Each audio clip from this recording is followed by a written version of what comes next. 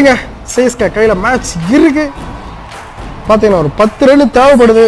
CSK அடிப்பாங்களா, ஜெயிப்பாங்களா? Jadeja strike கொடுப்பாரா தோனிக்கு? தோனி ஆடுவாரா?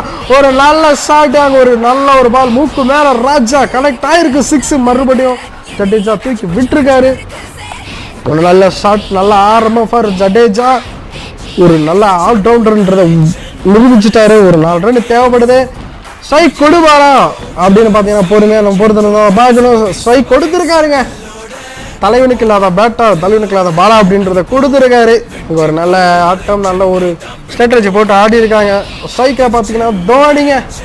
தோனி ஆடிட்டு இருக்காரு. தோனி 6ஓட முடிப்பாரா, அவரோட ஸ்டைலில் முடிப்பாரா அப்படின்றத நம்ம பொறுத்திருந்தோம் தான் பார்க்கணும். ஒரு நல்ல ஷாட் கிடைக்குமா அப்படின்னு பார்க்கும்போது தூக்கி விட்டாரு. ஒத்த கை ஷாட்டுங்க, 1 கை ஷாட்டு 6. பாருங்க தலைவனோட ஷாட்டை பாருங்க, என்னவா ஆடி இருக்காருங்க. ஒரு கை ஷாட்டு.